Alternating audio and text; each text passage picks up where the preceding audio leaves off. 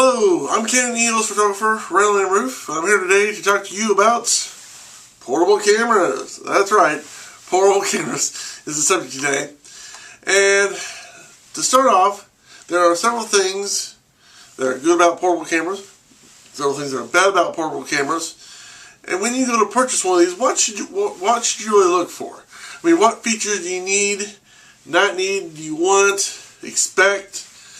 So we're going to go over some of the things that I like and don't like, and some of the things I think that you'll want to look for when you go to purchase one of these various cameras, because there are a lot of them out there.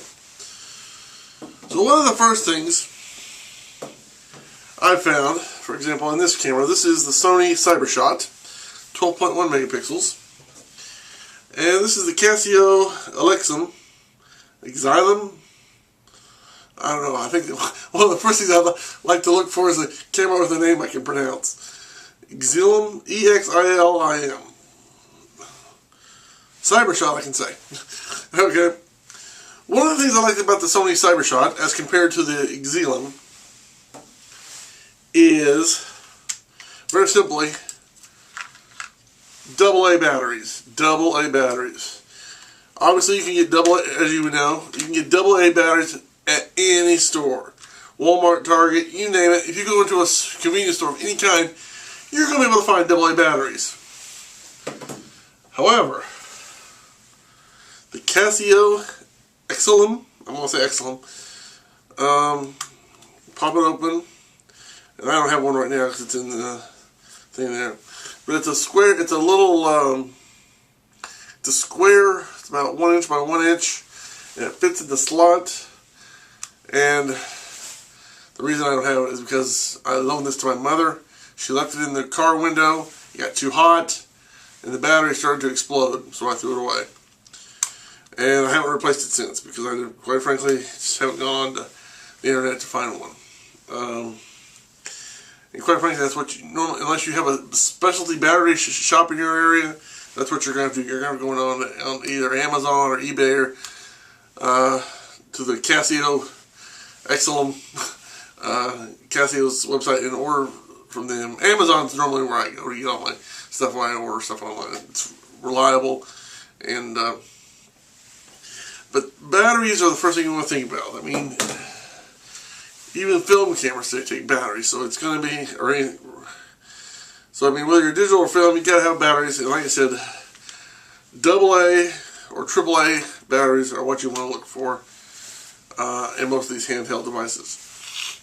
Now, the second thing you want to look for is a megapixel size. Okay, this one's a 12.1, and this is a 7.2. Now, keep in mind, just because this one says 12.1 and this is 7.2, that doesn't necessarily mean this one's going to be better. Now, it should mean that it's going to be better, but what you have to keep in mind is, not all, even though it's 12 megapixels and this is 7, not all sensors are the same size. Okay, so you have a full frame sensor, or you have sensors that are smaller than full frame or larger. So depending on whether it's a full size, and nowadays not very many of these cameras have full size sensors. Most of them are smaller than that. In fact, most of them are a half or a fourth of the size of that. So you have to take that into consideration. And most unless you really look into the fine details of the camera, most companies aren't going to advertise the fact that they're half a full frame, or, I mean, the information's there and it can be found, but it's not something that they're going around advertising. They're not going around saying 12.1 megapixels. Oh yeah, but our sensor's half a full frame. So they're out there saying it's 12.1 megapixels. So that's something you have to keep in mind as well. Now, most of them have big screens, which is really nice. As you can see, these have big screens. The buttons are simple. You know, most of these have a power on the top, then a shutter button, and they have like a picture mode and a movie mode. This one has a button you push for each mode.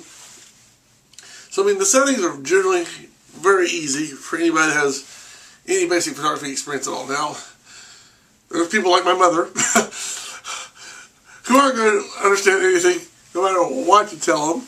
Okay, so in fact, I recently downloaded a video or downloaded some pictures for her onto the computer, and she thought she was taking pictures when actually it was video, and she didn't know which button.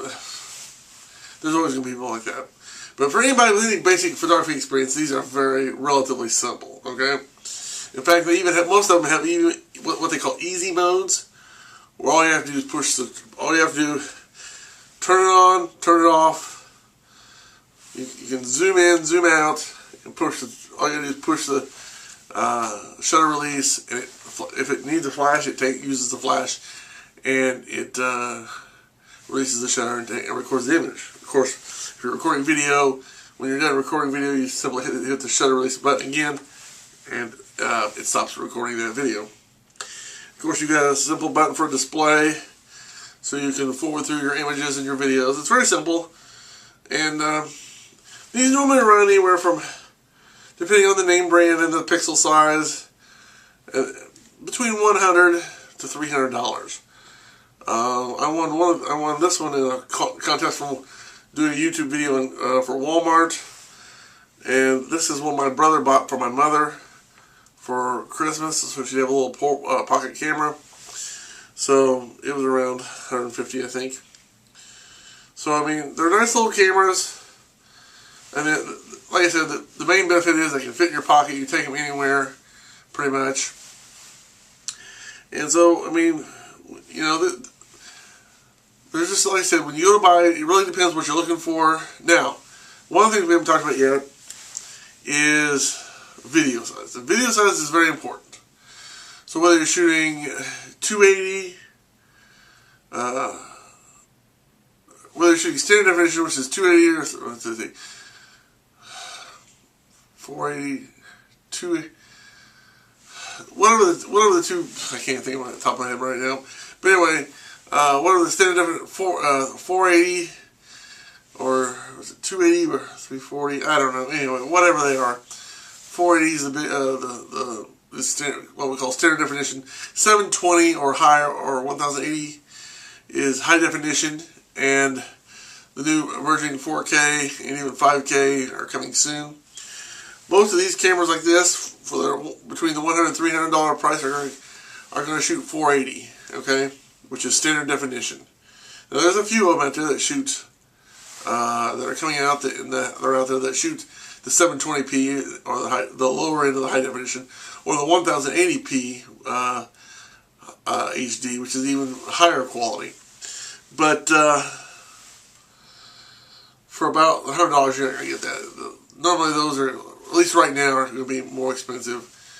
And I would say between your $200 and maybe $400, maybe $200, $300 range. Like I said, prices are always going down, so you can't hold that to any real credence. But anyway, basically when you look for it, you want to look for battery type, resolution, if you can find the information, sensor size, keeping in mind the bigger the sensor, the better the resolution.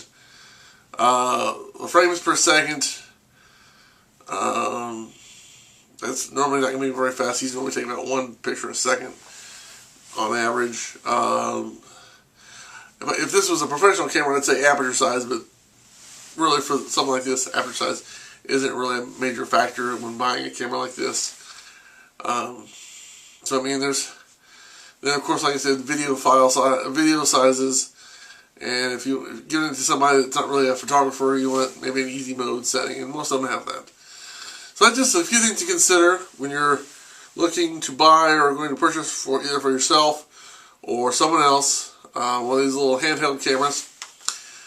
So until next time, I'm Canon EOS photographer, RandallMRueff, saying thanks for watching. Have a good day. May God bless you. Bye.